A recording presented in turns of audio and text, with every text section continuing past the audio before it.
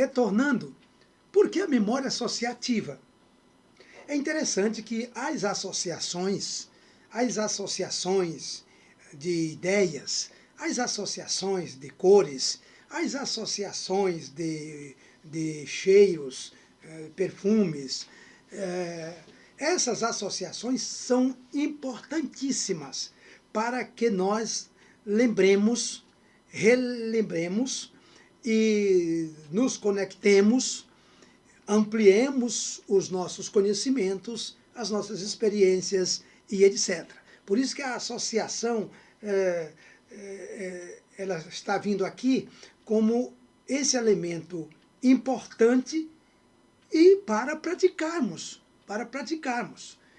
porque a memória já faz isso de uma maneira muito interessante, e eu traria aqui duas maneiras que esta associação ela se robustece, ela cresce e ela nos ajuda, ok? Quando a gente fala de associação, a gente também lembra de comparação, comparar algo com algo, comparar uma coisa com outra coisa. Quando nós comparamos dois elementos, duas coisas, duas pessoas, dois momentos, duas circunstâncias, nós comparamos porque existe uma semelhança, ou às vezes por uma dessemelhança.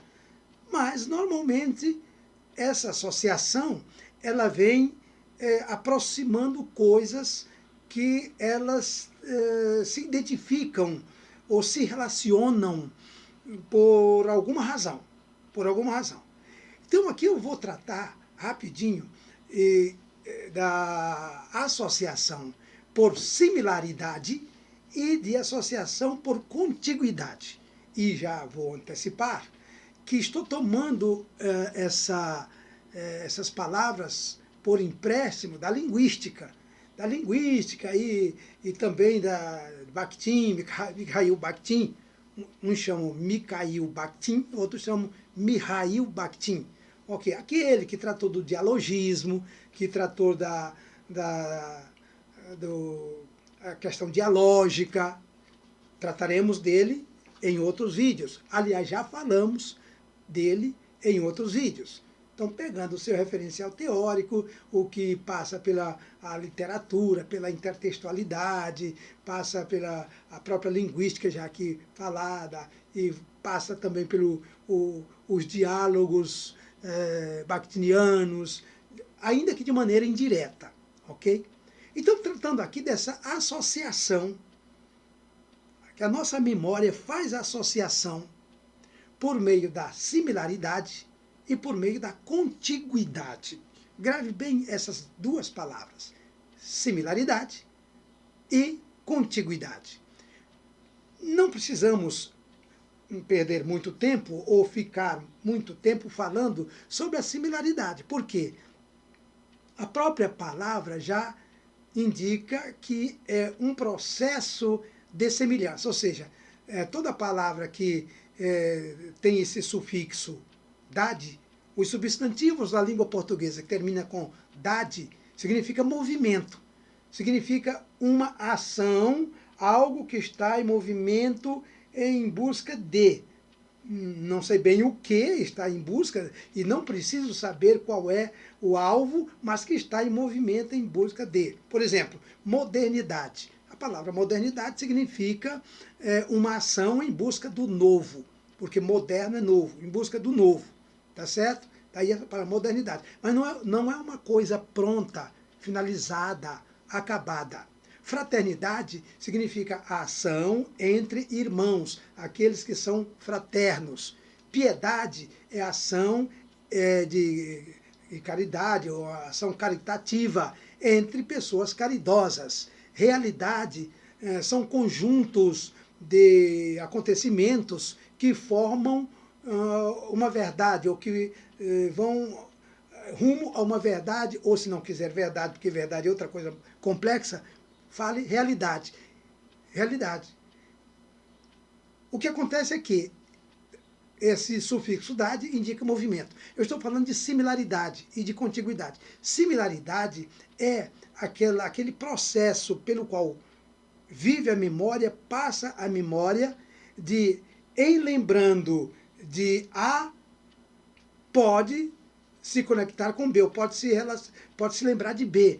Ou em ouvindo uma palavra, uma expressão, imediatamente, pela similaridade, a expressão tal qual, já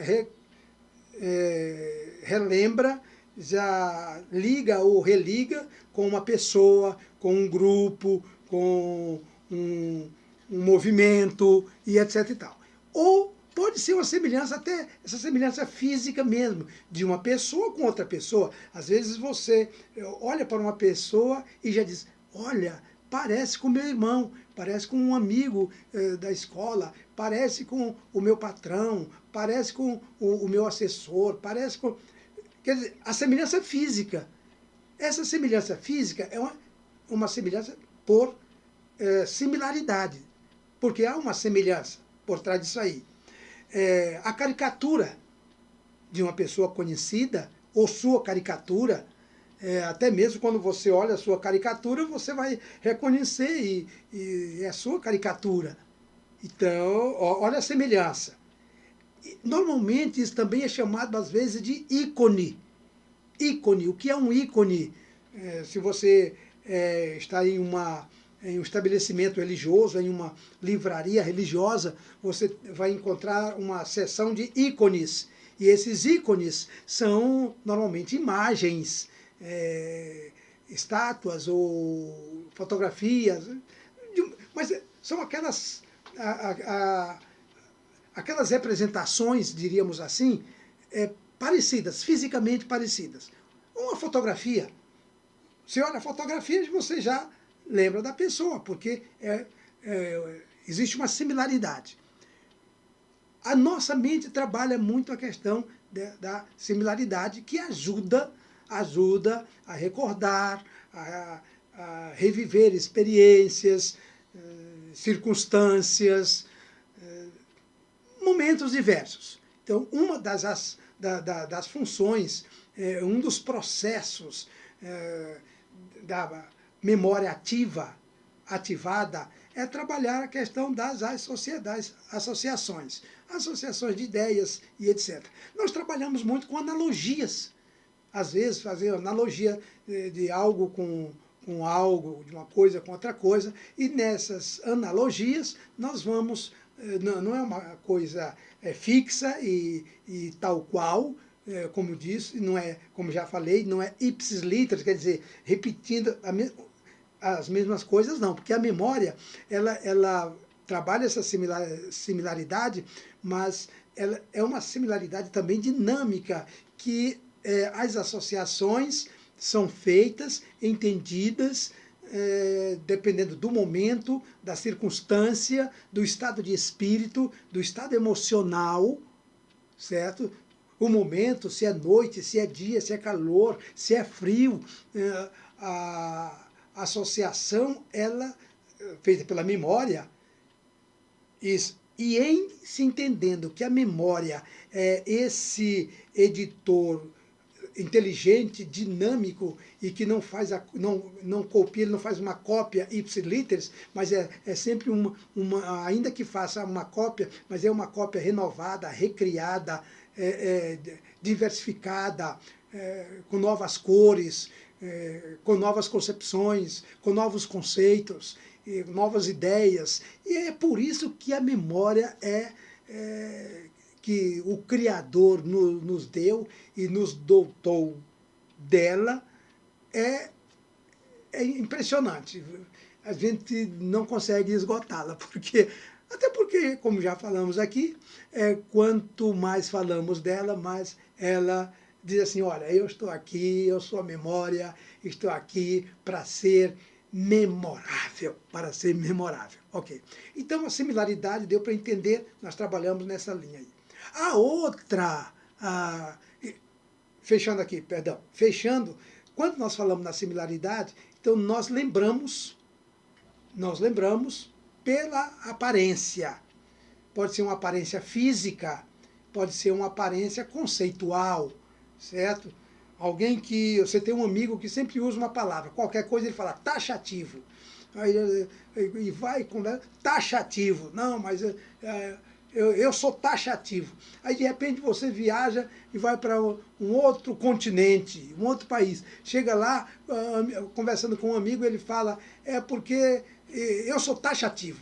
Na hora que ele diz eu sou taxativo, ó, olha a similaridade dessa palavra com a outra. Você já liga os dois, olha a lembrança. E em lembrando os dois, aí vem terceiro e vem... É um universo, é um guarda-chuva cognitivo de conhecimento que se abre, ok? Então eu falei da similaridade, tanto a similaridade física como a similaridade conceitual. É mais ou menos por aí. E quando eu falo mais ou menos, porque eu disse, aquilo que nós tratamos aqui, tratamos com consciência e com a segurança do que estamos falando e tratando, mas não somos absolutos.